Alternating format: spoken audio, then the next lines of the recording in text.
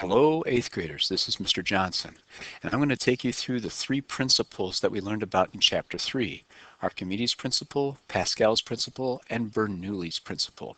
Let's start with Archimedes. Archimedes' principle states that when you submerge an object in a fluid, like water or air, that fluid exerts an upward force on that object. That upward force is known as the buoyant force. Okay, and what does that buoyant force look like? Well, if we have a container filled with water, and we put an object into that container of water, when the object goes into the water, that object is either going to float or it's going to sink. But whether it floats or it sinks, it's going to experience a buoyant force. That buoyant force is going to make that object seem lighter when it's underwater. Now, how light or how heavy that object is underwater depends on the amount of water that that object displaces.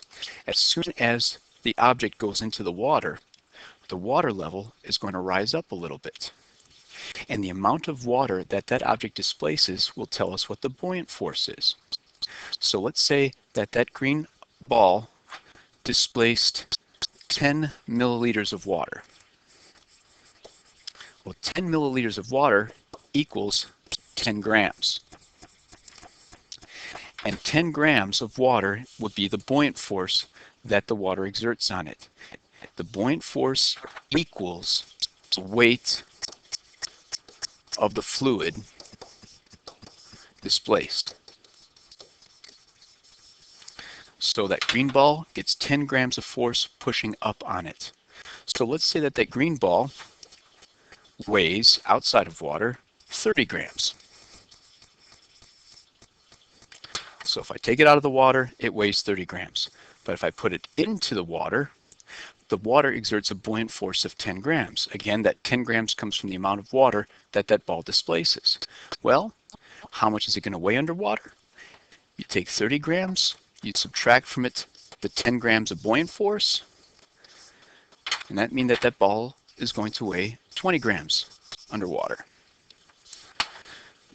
So that's what Archimedes' principle states. The buoyant force is equal to the weight of the fluid an object displaces. The next principle we're going to go through is Pascal's principle.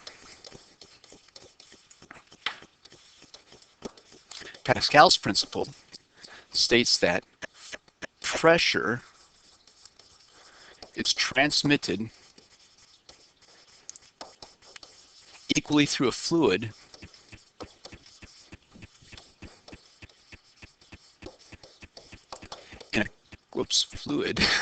in a closed container.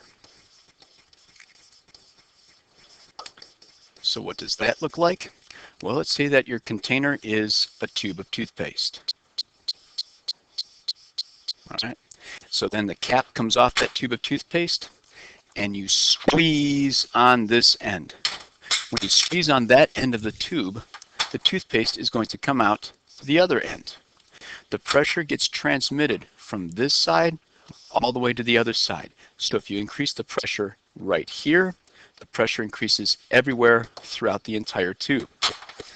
So this is applied for devices like hydraulic lifts or jacks. A hydraulic jack looks something like this. You have a small piston on one side connected to a container or a reservoir that's got fluid in it, and then a much larger piston on the other side. When you push down on the piston here, the pressure gets transmitted through the fluid over to where the larger piston is, and then the other larger piston goes up. Now the pressure stays the same, but the force increases when you get to this side with the larger piston. Small force here results in a larger force over on the other side, but the pressure is the same throughout the entire container. So that's Pascal's principle. The last principle, my favorite, is Bernoulli's principle. Bernoulli's principle states that fast-moving fluids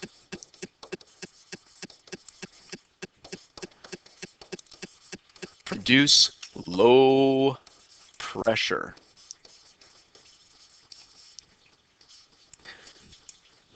Slower moving fluids will produce higher pressure. And fluids move from high pressure to low pressure. Which means if we have, I don't know, 2 ping pong balls that are hanging next to each other, and you blow a stream of air between the ping pong balls, you're going to produce an area of low pressure where the fast-moving air is. High pressure will be where the air is not moving, which would be outside the ping pong balls. High pressure moves to low pressure, and the ping pong balls move closer together. It is also why airplane wings are able to fly, or airplanes able to fly based on the shapes of their wings. An airplane wing has a curved top, and it's flat on the bottom. When air moves around an airplane wing, air hits the wing and can go either over the top or it can go under the bottom of the wing. Because of the shape of the wing, if the air goes over the top, it's got a longer distance to travel. That makes the air move faster, so the air can get to the end of the wing from the top at the same time as the air gets to the end of the wing from the bottom. Because air traveling above the wing has to move faster, because if it doesn't catch up to the air moving underneath the wing, you'll have an open spot or a vacancy or a vacuum where the air is not existing, and that doesn't happen in nature. So the air ends up moving faster. That fast moving air above the wing creates an area of low pressure. Fast moving fluids make low pressure. So faster air, low pressure above the wing, which means slower air results in high pressure beneath the wing. Fluids move from high pressure to low pressure, and that causes this phenomenon known as lift, where the airplane wing gets pushed up because of that difference in pressure. And again, if the plane's moving fast enough and the pressure difference is big enough, the whole plane can lift up, and that's how planes are able to fly. All right, well, those are your 3 principles you'll need to know for Chapter 3's test. Thank you.